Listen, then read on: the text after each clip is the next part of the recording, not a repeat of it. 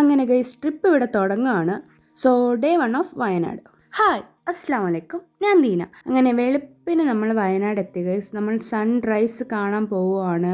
പക്ഷേ ഉണ്ടല്ലോ, വലിയൊരു മല താണ്ടിയിട്ടാണ് ഗൈസ് നമുക്ക് സൺറൈസ് കാണാൻ പറ്റത്തുള്ളൂ. സോ ഞങ്ങൾ അവിടുന്ന് മല കയറാൻ സ്റ്റാർട്ട് ചെയ്തു ഗൈസ്. അടിപൊളി ഫീലായിരുന്നു. രാവിലെ വിറച്ച് തണുത്തിട്ട് നല്ല മല കയറാനായിട്ട്. പകുതിയൊക്കെ ആയപ്പോഴത്തേക്കും ആൾക്കാരില്ല ഒരു വഴിക്കായി ഗൈസ്. എന്നാലും നമ്മൾ ശ്രമിച്ചുകൊണ്ടേയിരിക്കുന്നു. തളരരുത് രാമൻകുട്ടി എന്നൊരു ഡയലോഗ് ഓർത്തിട്ട് തളരാതെ ഞങ്ങൾ ശ്രമിച്ചു ഗൈസ്. ഒരു വലിയ മല വെളുപ്പിനെ കയറാൻ വേണ്ടിയിട്ട് ഇച്ചിരി കഷ്ടപ്പെട്ടെങ്കിലും ഞങ്ങൾ അങ്ങനെ ഒടുവിൽ മല കയറി. മലയുടെ പകുതി ഇങ്ങനെ ഇച്ചിരി ഇതൊക്കെ ആയിട്ടാണ് പോയെങ്കിലും അറ്റ് ലാസ്റ്റ് ഞങ്ങൾക്ക് മല കയറിയതിന് റിസൾട്ട് കിട്ടി ഗൈസ്. അവിടുത്തെ ആ വ്യൂ എൻ്റെ അമ്മയെ അടിപൊളിയായിരുന്നു ഗൈസ്. സൺറൈസ് കാണാൻ എത്തിയതാണെങ്കിലും നമ്മൾ എത്തിയപ്പോൾ അവിടെ സണ്ണൊക്കെ റൈസായിട്ട് കുറച്ച് മണിക്കൂറായി.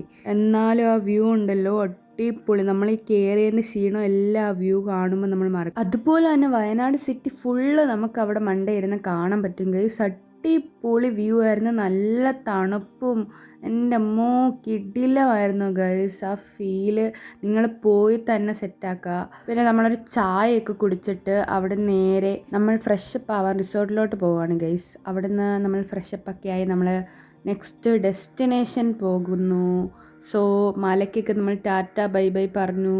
അവിടെ നമ്മൾ ഇറങ്ങി. നമ്മൾ ട്രക്കിംഗ് വഴി വന്നതുകൊണ്ട് തിരിച്ചും ട്രക്കിൽ തന്നെയാണ് നമ്മൾ തിരിച്ചു പോയതും. കിടിലമായിരുന്നു ഗായ്സ്.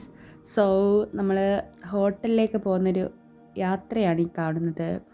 കുറേ വയലും മരങ്ങളും റബ്ബർ തോട്ടങ്ങളും തെങ്ങും ഒക്കെ ആയിരുന്നു അവിടെ കൂടുതലും കാണാൻ പറ്റിയത്. ഞങ്ങളതൊക്കെ ആസ്വദിച്ചു. പിന്നെ നമ്മൾ വണ്ടിയിൽ കുറച്ച് ആസ്വാദനം കാര്യങ്ങളൊക്കെ കഴിഞ്ഞു.